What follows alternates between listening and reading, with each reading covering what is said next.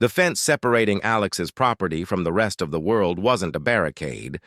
It was a suggestion, a mere architectural formality to the woman Alex had long since mentally named Veronica. Veronica lived 3 doors down, in a Tuscan-style McMansion whose pool was perpetually cloudy due to what Alex suspected was an allergy to chlorine and maintenance. Alex, a software architect who valued solitude and geometric perfection, had invested a small fortune in the new property, specifically for the serenity offered by its expansive backyard and the dazzling infinity pool, a cobalt jewel set into acres of perfectly manicured zoysia grass. It started subtly. A discarded wine glass floating by the skimmer, a faint scent of expensive synthetic floral perfume near the deep end. Then, 2 months ago, it stopped being a ghost and became a routine. Alex was on a video conference, discussing the architecture of a multi-threaded application, when the camera on his pool deck, a high-definition, movement-activated Sentinel, pushed a notification to his secondary screen. There she was. Veronica, clad in a swimsuit that seemed engineered to maximize sunlight absorption, vaulting the low, decorative wrought iron fence with a practiced athleticism that was frankly disturbing for someone who looked like she subsisted entirely on white wine and passive aggression. So, the API gateway will handle the initial routing, reducing latency by 20%, Alex continued, his voice monotone, while his peripheral vision tracked Veronica spreading a monogrammed towel on his chaise lounge. She dipped a toe in the water, looked around imperiously, and then slid in. The sheer audacity short-circuited Alex's professional veneer. "Hold on. Excuse me," Alex cut into the meeting, minimizing the conference window. He grabbed his phone and walked out onto his balcony, the cool stone jarring against his bare feet. The microphone on the pool deck was sensitive enough to pick up the gentle lapping of the water, and now, Veronica humming an off-key pop song. "Veronica," Alex projected, his voice firm, not shouting, but resonating with the authority of ownership. Veronica didn't flinch. She simply adjusted her large straw hat, pulled her designer sunglasses down her nose to peer over them, and offered a saccharine wave. "Oh, Alex, didn't hear you. Lovely day for a swim, isn't it? The water temperature is simply divine today. It's my water, Veronica." "You are trespassing," Alex stated, his jaw tight. She laughed, a sharp, brittle sound that did nothing to hide the entitlement behind it. "Trespassing? Nonsense. We're neighbors. And honestly, my pool guy is an absolute nightmare. This is practically a shared amenity. Besides, you work all day. What's the harm? It's going unused. The harm is that I didn't invite you. The harm is the liability. The harm is that you are on my private property without my permission. Get out, now!" Veronica sighed dramatically, pushing off the side of the pool. "Honestly, so high-strung? Fine, but please don't drain it. I'll see you tomorrow." She collected her things with deliberate slowness, took a final, theatrical sip from a water bottle she'd left on his travertine tile, and then, instead of using the gate, vaulted the fence again, disappearing into the dense shrubbery that lined their properties. That was the pattern for 2 weeks. Alex would confront her, sometimes in person, sometimes over the intercom system, and she would leave, only to return the next morning, usually an hour earlier, as if staking her claim. Alex was meticulous. He didn't want a confrontation. He wanted peace. His first move was legal and documented, a formal cease and desist letter delivered via certified mail, citing local ordinances regarding private property and trespassing statutes, and specifically referencing the 3 dates his security system had recorded her entry. The next day, Veronica was back. Alex watched her on the feed. She held the legal document aloft like a trivial piece of junk mail, crumpled it into a tight ball, and with a flourish that made Alex's blood pressure spike, drop-kicked it into the bushes before diving into the water. "That's it," Alex muttered, slamming his laptop shut. He hired a professional security installation team. They replaced the decorative fence with a taller, black aluminum barrier, 4 feet higher than the previous one, installing an electronic keypad lock on the sole entry gate. He also commissioned a custom, highly visible sign, printed in bold, white block letters on reflective red metal. "Private property. No trespassing. Violators will be prosecuted. This area is under surveillance. He thought the new fence and the clear liability statement would be the end of it. It wasn't. The following Tuesday, the surveillance footage showed Veronica standing at the new gate, momentarily baffled. She tugged at it, finding it locked. For a split second, Alex felt a flicker of triumph. But then she stepped back, assessed the new height, and without so much as a grunt of effort, she found purchase on the ornamental spikes, scaled the 4-foot barrier, and landed gracefully on the travertine deck. The sign, which was bolted securely to the fence post, was now obscured by a large, gaudy beach bag she had draped over it. This wasn't just trespassing. It was warfare. Veronica was sending a clear, arrogant message. "Your rules do not apply to me." Alex had a brief, fraught consultation with his lawyer, who advised him of the pitfalls of a civil suit against a neighbor, the long-term hostility, the expense, the slow wheels of justice. The best defense, Alex, is to make the risk of entry outweigh the reward. You need an undeniable, easily avoidable physical consequence, something that's entirely her fault. Alex didn't want to install an electric fence. That was overkill and a legal minefield. He decided to leverage the one element that Veronica seemed to worship: the sun. His pool was brand new, finished with a highly reflective, white pebble tech coating designed to maximize light reflection back through the water, creating a brilliant effect. It also acted like a giant liquid tanning mirror. Over the next few days, Alex installed a subtle but powerful change. He lowered the water level by a few inches, exposing more of the highly reflective pool coping. More importantly, he installed 2 large industrial-grade emergency shutoff buttons near the main power boxes, placing clear laminated signs next to them. These signs were not about trespassing. They were about safety. They read, "Warning: extreme UV reflection risk between 11 a.m. and 3 p.m. High concentration of algaecide in use. Do not swim or sunbathe." The second sign, near the filter, was more explicit. "Pool operational status. Maintenance in progress. Temporarily unsafe for human contact." He knew the signs were a lie. The algaecide was at safe routine levels. The pool was pristine. But the warning was a necessary legal buffer. Any reasonable person would heed such a warning. The day everything came to a head was a Thursday. The air temperature was 98°F, 37°C. The sun was a punishing, brilliant disk overhead. Veronica appeared precisely at 11:30 a.m. Alex watched, a grim spectator, from his shaded office window. The new fence barely slowed her. She simply lifted her arms and heaved her body over it with a grunt, her sheer determination eclipsing any rational thought. She saw the new laminated signs. She didn't read them. She ripped the one near the chaise lounge off the stand and folded it neatly, placing it under her beach towel as a makeshift cushion. She ignored the maintenance warning near the filter. Alex watched her apply what looked like a thin sheen of oil, not sunscreen, to her arms and legs. She spent 4 hours baking, completely still, occasionally flipping over like a rotisserie chicken, seeking maximum exposure from the killer combination of direct sun and the mirrored reflection from the white pool surface. Alex waited, his heart thumping with a mixture of dread and a terrible anticipation. He had done his due diligence. He had warned her, legally and physically. He had put up barriers and undeniable, clear signage that referenced immediate physical danger. At 3:45 p.m., Veronica finally stirred. She sat up, her movement stiff and jerky. The first sign was the color of her back and shoulders, a deep, shocking magenta that looked less like a tan and more like a fresh coat of paint. Her face, sheltered slightly by the hat, was still pale, creating a horrifying contrast. She tried to stand, but her legs buckled. Alex saw her touch her shoulder, then gasp, a sound he heard clearly through the amplified microphone. She stumbled toward the side of the pool, her hand slapping the hot travertine. She was clearly in excruciating pain. She didn't get in the pool. She seemed to realize the extent of the damage was too great for a mere cool-down.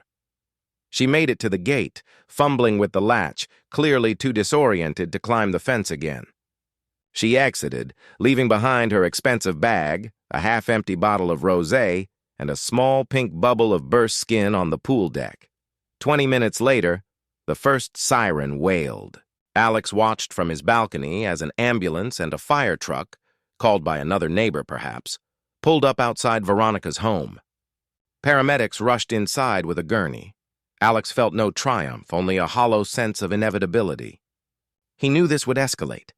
He walked down to the pool deck, his shoes crunching on the tiny shard of skin Veronica had left behind. He gathered her belongings and placed them neatly by his front gate, then walked back inside and immediately backed up all the security footage, time-stamping and encrypting the files. He was waiting for the police. He was waiting for a lawsuit from a hospital bill. He was ready to present the 5 cease-and-desist documents, the footage of her scaling the 4-foot fence, and the undeniable proof that she had use. The sum of $5 million felt like a phantom limb, an imaginary weight that settled on Alex's shoulders, pressing him into the worn leather of his lawyer's visitor chair. David Chen, Alex's attorney, a man whose quiet demeanor and sharp, measured analysis belied a reputation for ruthless efficiency, picked up the dropped stack of documents from the night before. "She's suing you for creating an attractive nuisance," David stated, adjusting his glasses. "And negligence. It's a boilerplate suit for this area, usually reserved for kids climbing into unsecured construction sites or unattended pools. But Veronica Lance, as a full-grown adult, is trying to twist the doctrine." Alex leaned forward, his voice a tight rasp. "But I have everything. The security footage shows her climbing a 4-foot fence. I sent certified cease and desist letters, 5 of them. I put up warning signs that she ripped down and used as a pillow. The exposure was entirely self-inflicted, deliberately seeking the reflection." David smiled faintly, a small, grim expression. "That's our case, Alex, a great one too.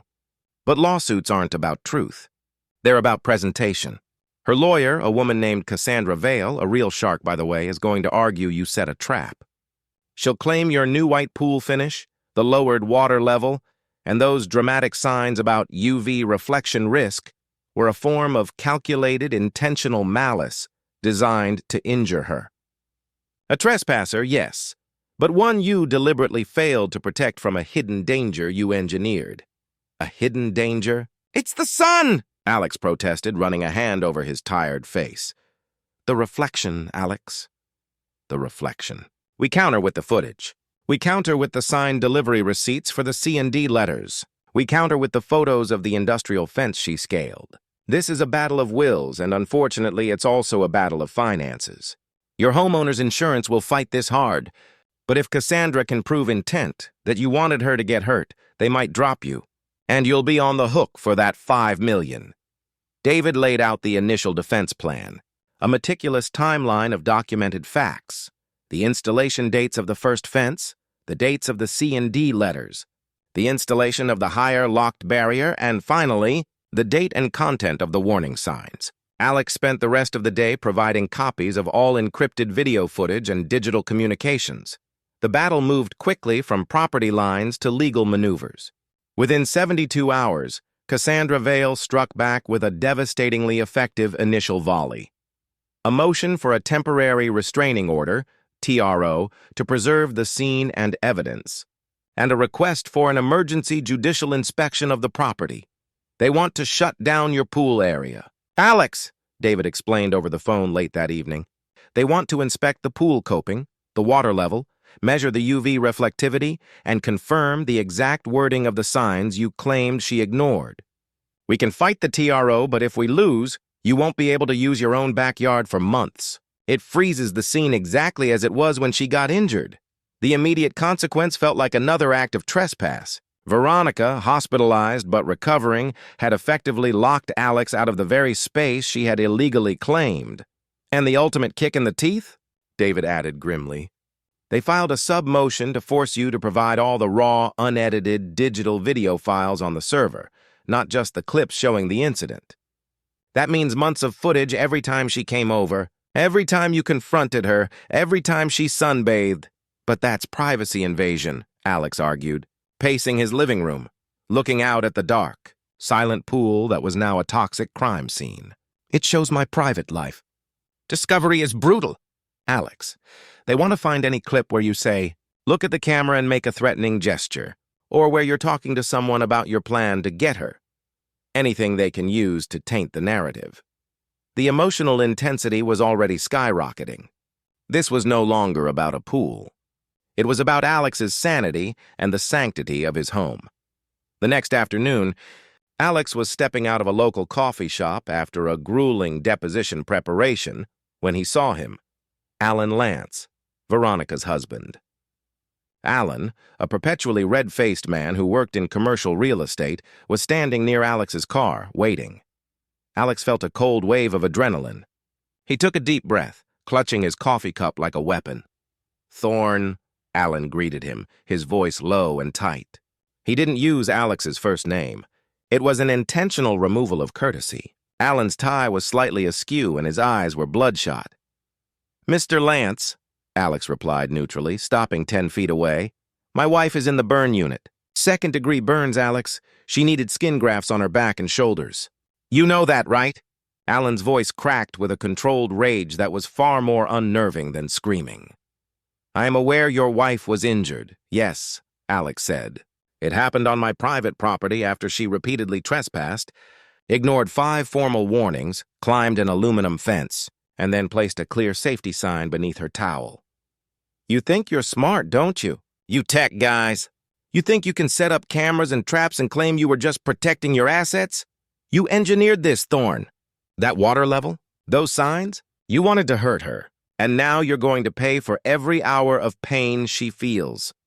Alex stepped closer, his own composure starting to fray. "She was warned of the UV reflection risk, Mr. Lance. The sun is not a weapon I wield. Your wife is an adult responsible for her own actions. The moment she scaled that fence, she made a choice. She is trying to weaponize her own hubris against me." Alan leaned in, his face inches from Alex's. "You don't know my wife. You don't know what she can do when she's cornered. This lawsuit is just the beginning. Cassandra told us that once we get those security tapes, we're going to find something that proves you were stalking her, harassing her, setting up hidden devices. Your perfect little life is about to get very, very messy, Thorne. Enjoy your solitude while it lasts." Alan turned and walked away, leaving Alex shaking slightly. The threat felt personal, intimate, and entirely outside the boundaries of civil law. They weren't just fighting the case, they were targeting Alex's character. The judicial inspection of the property was granted 3 days later. Alex watched from the balcony, legally barred from descending to the pool deck, as Cassandra Vale, Veronica, a judge-appointed expert, and a team of photographers documented every square inch of the area.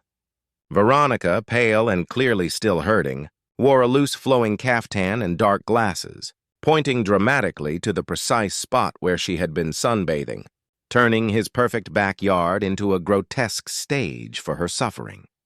The expert took light meter readings, UV index measurements, and photographed the now exposed coping.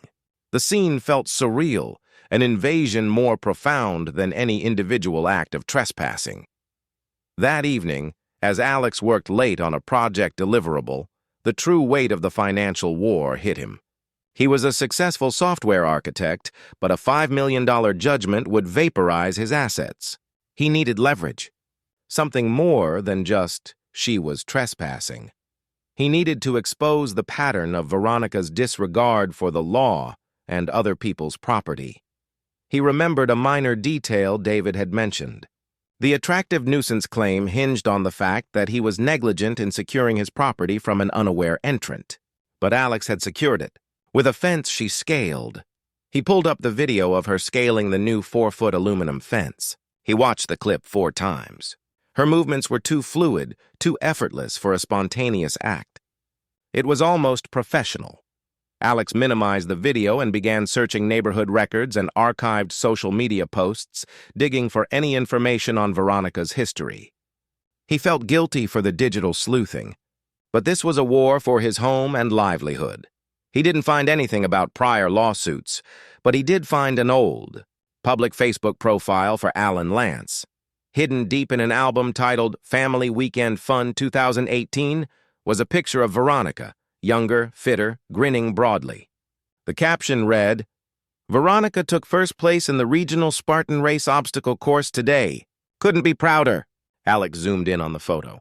Veronica was standing on a podium wearing a medal, and behind her was a large wooden wall, identical in height to the aluminum fence on his property that she had clearly just climbed. Her muscles were toned. Her grip strength was undeniable. He immediately called David, even though it was past midnight. "Alex, this better be good," David said, the weariness clear in his voice. "It is. She's claiming attractive nuisance, that the fence wasn't a sufficient barrier and she couldn't have reasonably scaled it. Her movement looked too practiced. I found a public photo. Regional Spartan race obstacle course winner. The picture shows her scaling a wall identical to my fence. David, she's an experienced competitive obstacle course racer. She didn't trespass. She was doing a low-stakes training jump into my pool. The fence was not an impediment. It was an invitation to a challenge." A long silence stretched across the line. Then David's voice, now sharp and energized, returned. "Alex, you just gave us the silver bullet. That changes everything. It refutes the negligence claim entirely. An experienced OCR competitor scaling a fence is not an unaware entrant. It's an intentional high-skill violation of a known barrier." "I need that photo. Send it to me right now." Alex felt a rush of adrenaline. He had found the counter move. But the victory was short-lived. He-lo.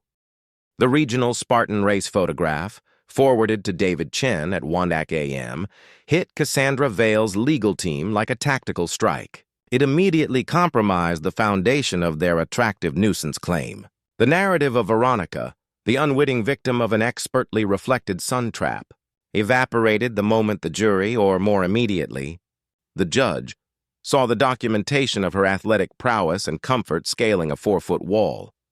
David moved fast, filing a motion for sanctions and dismissal of the attractive nuisance claim, citing the photo as evidence of deliberate misrepresentation. 2 days later, the TRO, temporary restraining order hearing, was underway. The courtroom was cold, minimalist, and unforgiving. Alex sat beside David, facing a judge named Howell, whose expression was already etched with impatience. Veronica was there too, seated next to Cassandra. Looking fragile and heavily medicated, her dark sunglasses hiding the evidence of her healing burns. Cassandra Vale, sharp and immaculate in a charcoal suit, led the charge against David's motion. "Your Honor, Mr. Thorne's counsel is attempting to distract from the core issue. Whether my client is capable of climbing a wall is irrelevant. The core issue is the defendant's malicious intent, his engineering of a dangerous condition on his property. We have successfully obtained discovery of all raw surveillance footage, which we believe clearly demonstrates Mr. Thorne's psychological state and calculated attempt to injure my client." Judge Howell, a woman who looked like she'd heard every permutation of neighbor drama possible, waved a hand. "Mr. Chen, let's address the elephant in the room. The photos of Mrs. Lance winning a competitive event, a Spartan race, are highly compelling. This casts severe doubt on her claim that the defendant's fence was an insufficient, negligent barrier." David stood, radiating quiet confidence. "Your Honor, my client installed an industrial-grade, locked aluminum fence. The plaintiff not only scaled it, but is demonstrably an expert at scaling such barriers. This was not inadvertent trespassing. It was a skilled violation. The attractive nuisance doctrine simply does not apply to a competitive obstacle course racer." Cassandra retaliated instantly. "Objection, Your Honor. Mr. Chen is attempting to conflate capability with liability. The fact remains, Mr. Thorne warned her of a danger he created. We have the footage. Days before the incident, Mr. Thorne is clearly visible on camera, speaking into his phone, we believe to his pool contractor, describing the goal as making the deck uninhabitable for sunbathers. We have the receipts showing the purchase of the custom, highly reflective pool coping. This was malice, Your Honor, not deterrence." The atmosphere in the courtroom turned icy. Alex felt a surge of panic. He had been careful, but in the months of frustration, he had undoubtedly used strong, perhaps careless language on the phone near the deck microphone. He realized the reason they fought so hard for the raw footage was not to find trespassing evidence, but to find intent. Judge Howell leaned back. The OCR evidence is strong, Mr. Chen, and I will strike the attractive nuisance claim immediately. However, the claim of negligence and intentional infliction of harm remains viable. Mr. Thorne, you documented your actions, but your intentions, as captured on your own surveillance, need to be explored. The TRO remains in place until we can fully analyze all the evidence regarding intent. Ms. Vale, your request for the raw footage is granted, with stipulations regarding Mr. Thorne's non-relevant private life. It was a partial victory, a legal stalemate. Alex had won the small battle, but the war for his reputation and the safety of his home remained in the balance. The corporate counterattack began the very next morning. Alex was scheduled to deliver the final architecture plan for the EthelTech Project Nexus, the contract that comprised 90% of his annual revenue. The meeting was called, but not by the usual CTO. He was ushered into a sterile, glass-walled conference room. Sitting at the head of the table was the CEO, Robert Geller, a famously volatile man. And seated next to Geller, not a client, but Alan Lance, wearing a suit that cost more than Alex's first car. "Alex," Geller began, without preamble, his voice tight with controlled anger. "Alan here, Mr. Lance, is working with us on a very large acquisition. He mentioned he's your neighbor." Alan Lance smiled, a predator showing its teeth. "A small world, isn't it, Alex? I was just discussing the future stability of our partners with Robert." Alex felt the room constrict. This wasn't a meeting. It was an ambush. Robert, with all due respect, "My professional relationship with EthelTech has nothing to do with my neighbor, or the baseless civil suit she has brought against me for trespassing," Alex stated, meeting Alan's gaze squarely. Alan leaned back, resting his arm on the chair behind Geller. "Baseless? Alex, I saw the documents. $5 million is hardly baseless. It suggests a pattern of erratic, high-stress behavior. We've heard, Robert, that Alex has become quite fixated on surveillance, installing multiple HD cameras, audio recorders, even rigging his own pool to create, well, hostile environments. This kind of preoccupation, this level of personal conflict, can bleed into professional judgment. Can we trust his focus on Project Nexus when he's currently fighting a very personal, very expensive battle involving allegations of intentional injury? It was a masterpiece of corporate character assassination, all based on information Alan had gleaned purely through the public nature of the lawsuit and his conversations with Cassandra. Alex didn't panic.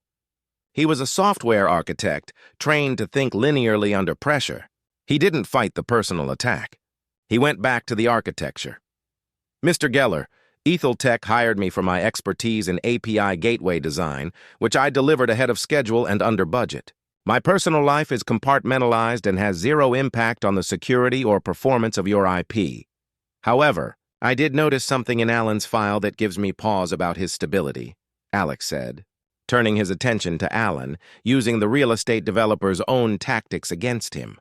Alan's smile faltered. "What are you talking about?" "Your public social media profile, Alan," Alex continued, clicking a button on the conference room monitor, bringing up a complex, multi-layered diagram of a corporate structure. "You mentioned you were working on a large acquisition with EthelTech. I took the liberty of running a quick OSINT check on you and your firm, Lance Capital Solutions. You specialize in commercial acquisitions, specifically distressed retail properties. And in the last 6 months, your wife, Veronica, the plaintiff in the $5 million suit, has been publicly named as the sole CEO and primary signatory on 3 new shell corporations registered in Delaware, each of which has quietly acquired significant shares in 3 of the largest commercial properties currently under negotiation by your firm." Geller's attention snapped away from Alan. "What are you implying, Thorne?" "I'm implying Alan Lance, while advising EthelTech on an acquisition, appears to be using a related party, his wife, the same woman who just filed a $5 million lawsuit based on a lie, to engage in quiet, preemptive purchasing of the target's underlying assets. That's a classic conflict of interest, Mr. Geller. I'm not distracted. I'm ethical. I only came across this due to the extreme measures I took to secure my reputation against your partner's deliberate, malicious attack on my contract." Alan's face was no longer red with anger, but chalky white with shock. That's privileged information, Thorne. And it's completely taken out of context. Geller slammed his hand on the table. Get out, Alan. Get out now. Alex had successfully deflected the corporate sabotage and created a catastrophic problem for Alan Lance. His contract was safe, for now. He left Ethel Tech feeling the dizzying high of having faced down a corporate viper. That evening, the doorbell rang. It was David Chen. "You've been served again, Alex," David said, handing him an envelope. "But this isn't from Cassandra. It's a temporary restraining order against you, filed directly by Alan Lance." The document was a demand for Alex to immediately cease and desist all digital investigation into Alan's business dealings, specifically mentioning the Delaware corporations and the Ethel Tech deal. "He's panicking," Alex observed, sinking onto his couch. "I hit him where it hurts. His business ethics. You did more than that. He just filed an emergency motion to seal the records regarding his wife's OCR history, claiming harassment and privacy invasion. He's trying to bury the Spartan race photo before the judge can use it to dismiss the rest of the case." Alex stared at the TRO. Alan was desperately trying to put the genie back in the bottle, but the documents required Alex to turn over all digital copies and originals of the data concerning Lance Capital Solutions and the Delaware corporations. "He's forcing my hand on the business fraud, but he's forgotten I'm a digital architect," Alex murmured, suddenly alert. He was no stranger to complex data management and obfuscation. He looked out at his backyard, where the pool still sat pristine but untouchable. The legal battle with Veronica was a smokescreen. The real fight was with Alan, a man who saw no line between his personal spite and his professional power. Alex opened his laptop and pulled up the security footage from the day of the incident. Not the clips, but the massive raw data file he was forced to turn over for discovery. He knew Veronica's lawyers would be poring over the audio, looking for any sign of malice. But Alex realized he was the one who controlled the data architecture. The temporary restraining order filed by Alan Lance demanding Alex turn over his digital research felt less like a legal maneuver and more like a desperate, flailing defense. Alan knew Alex's investigation into the Delaware shell corporations was a far greater threat than Veronica's civil suit. Unlike sun exposure, corporate malfeasance carried the threat of prison time. Alex, the software architect, approached the TRO compliance like a systems engineering problem. He was required to provide the data. He was not required to make it readable. Working late into the night, Alex packaged the required data onto a hardened SSD. He included the public records of Veronica's appointment as CEO of the shell companies and the documented transactions related to the Ethel Tech target properties. Crucially, he also buried a digital breadcrumb, a highly specific, non-obvious SQL query result pointing to a massive years-old loan Alan had taken out, secured against Lance Capital Solutions' primary assets, a loan that was dangerously close to default due to the aggressive cash outlay for the recent corporate acquisitions. This was not a conflict of interest. It was insolvency masked by greed. The SSD was encrypted with a complex, multi-layered algorithm Alex had designed years ago, a digital Gordian knot. The password Alex provided was technically correct, but the extraction would require proprietary software and highly specialized data forensics, ensuring that Alan and his team would waste days trying to untangle a digital thread that ultimately led to his financial ruin. Alex had complied, but he had armed a digital bomb. "You've given them a weapon that only you know how to use," David Chen noted, a dry amusement in his voice as he reviewed Alex's compliance documentation. "It's brilliant. He now has to spend time and money trying to figure out if you know everything." "I need a clean slate, David. I want the lawsuit dropped." A signed statement from Veronica admitting she knowingly trespassed and lied about her physical capacity. "And I want an immediate documented withdrawal of the corporate sabotage attempts against Ethel Tech," Alex instructed. "If they don't agree, I release the SEC data I kept separate and the audio that proves her claim was premeditated fraud." David nodded, understanding the stakes. The malicious intent audio was still a liability, but the entrapment audio provided the necessary checkmate. "We need to do this quickly." Cassandra Vale is scheduled to depose you next week. If she can corner you on that uninhabitable phrase, she locks in the malice claim. The emergency settlement conference was held in a private, neutral meeting room downtown. The tension was suffocating. Veronica sat rigidly, her shoulders still showing the tight, shiny signs of scar tissue, refusing to make eye contact with Alex. Alan, stripped of his earlier corporate swagger, looked pale and furious. David opened the negotiation with precision. "Miss Vale, let's be frank. Your core claim of attractive nuisance is dead. Your client is a documented, competitive obstacle course racer. Furthermore, we have evidence, currently under sealed injunction, that suggests this incident was not accidental, but part of a long-term pattern of calculated behavior to find a legal excuse for continued trespass." Cassandra Vale didn't blink. She laid a transcript of the damning audio on the table. "And let's be frank, Mr. Chen. We have evidence provided in discovery by your client himself that he actively modified his private property to create a hostile environment. I quote, 'I want that deck uninhabitable for a certain entitled trespasser by tomorrow morning. I want her to feel the consequences of ignoring my security.' This is clear evidence of malicious intent to injure a known, if unwelcome, visitor. We are confident a jury will side with a victimized neighbor against a client who admits to rigging his own property. The exchange was brutal. Alan, seeing his opening, leaned forward, addressing Alex directly. 'You created a weapon on your property, Thorne. You admit it. And now you're trying to destroy my business over a bad tan. You will lose everything.' 'Your business is destroying itself, Alan,' Alex retorted, his voice calm, but resonating with the conviction of absolute proof. 'I provided you with the data on the SSD. Your Delaware shell companies are designed to defraud Ethel Tech and conceal a massive bank default that is imminent. I didn't just find one problem.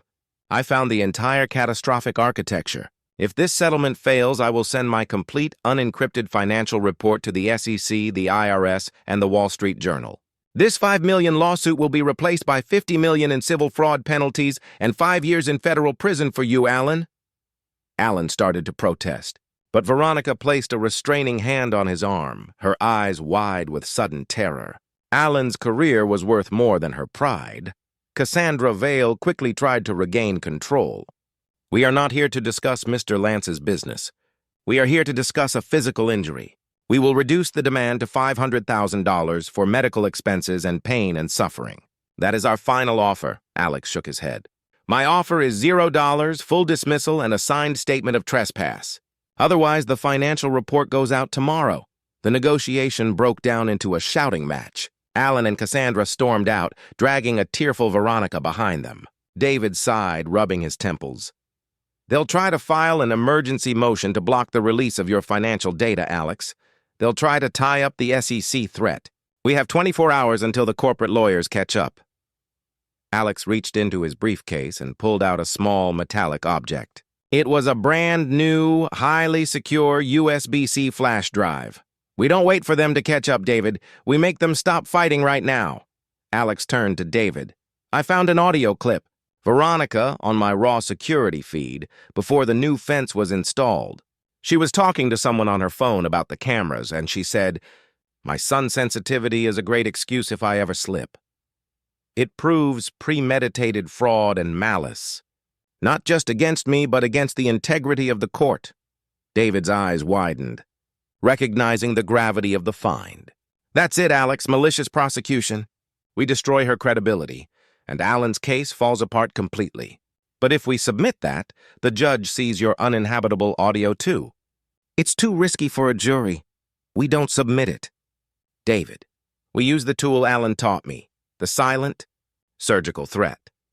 Alex took a small, perfectly square piece of thick, glossy paper the size of a business card. He copied the audio file onto the USB drive and then sealed the drive into a pristine envelope addressed to Veronica. He then printed a single word onto the paper, slip. "Deliver this to Cassandra Vale's office by courier. Only to Cassandra, only to be opened in private. No legal documentation, no threats. Just the drive and this card. Let them figure out what the file is and what the single word means," Alex instructed. "She's smart. She'll listen to the file, and she'll realize her client is committing perjury on a multi-million-dollar lawsuit. The threat of professional ruin for her is too great to continue. Alex returned home. The sun had set, and the backyard was swallowed by shadow. The pool, still under the TRO, was a forbidden, gleaming void. The heavy aluminum fence stood as an infuriating testament to the Lance's control over his life. He knew he was safe. Alan was reeling from the financial exposure, and Veronica was about to receive a chilling reminder of her own calculated words. The Lances would drop the suit, but Alex was tired of waiting for the court's permission to reclaim his life. The TRO had stolen his peace for too long. Alex walked to his garage and retrieved a tool he hadn't used in years, a handheld plasma cutter, its power cord thick and coiled like a snake. He pulled on heavy welding gloves and a thick leather apron. He walked to the aluminum fence, right to the spot where Veronica always scaled the barrier. He didn't use the gate lock. He powered up the plasma cutter. The air crackled with the sound of high-frequency electricity, followed by the hiss of superheated gas. With surgical precision, Alex cut a perfect, clean 2-foot square out of the heavy aluminum fence. He reached through the opening and threw the cut piece of metal into the bushes on Veronica's side of the property line. He stood back, the scent of burnt metal filling the air, and admired his work. He was still technically complying with the TRO. The fence structure was intact and he wasn't swimming. But the symbolic act was undeniable. The barrier was breached, the lock was meaningless, and the message was delivered. Alex looked directly at the spot on the fence line where his nearest security camera pointed. He stared into the lens, a direct, cold gaze of pure defiance for anyone who might be watching, Alan, Veronica, or their legal team, letting them know that the days of passive defense were over. He walked back inside, leaving the wide, gaping hole in the Lance's metaphorical wall of entitlement. The war was no longer being fought in courtrooms or conference rooms. It was back in the neighborhood, and Alex had just sent the final physical ultimatum.